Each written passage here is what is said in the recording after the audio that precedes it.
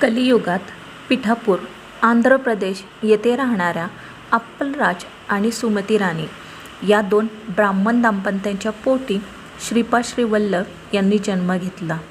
एक दिवस पितृश्राद्ध असताना सुमती राणीने दारात आलेल्या भिक्षुकाला भिक्षा वाढली.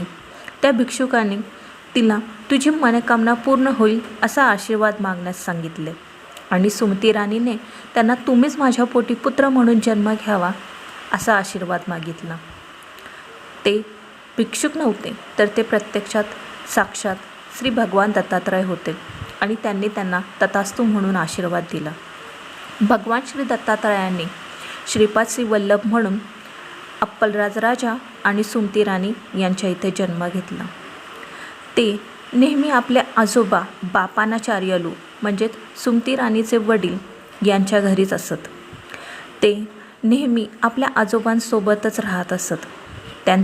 त्यांच्या आजोबांवरती विशेष प्रेम होतं, इतकं की त्यांनी त्यांचा पुढचा जन्म नृसिंह सरस्वती हा अवतार ज्यावेळेस धारण केला त्यावेळेस त्यांनी स्वतःचं रूप हे त्यांच्या आजोबांसारखंच ठेवलं, इतका जीव त्यांचा होता.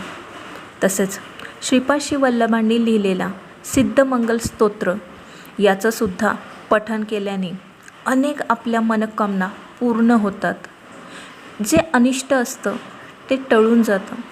श्रीपाद श्रीवल्लभांनी अनेक कार्य केलीत, अनेकांना अध्यात्माला लावलं. त्यांना 4 बहिणी पण होत्या आणि 2 भाऊ होते, जे जन्मापासून एक पांगळा होता तर दुसरा आंधळा होता.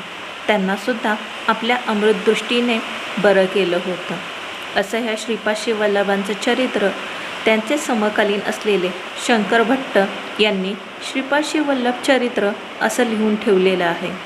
सर्वांनी याचं पठण, पूजन आणि पारायण अवश्य करावं. ते वाचून श्रीपाद श्रीवल्लभांचा महिमा आणि महात्म्य यांची माहिती घ्यावी. असे हे श्रीपाद श्रीवल्लभ. श्रीपादराजं शरणं प्रपद्ये.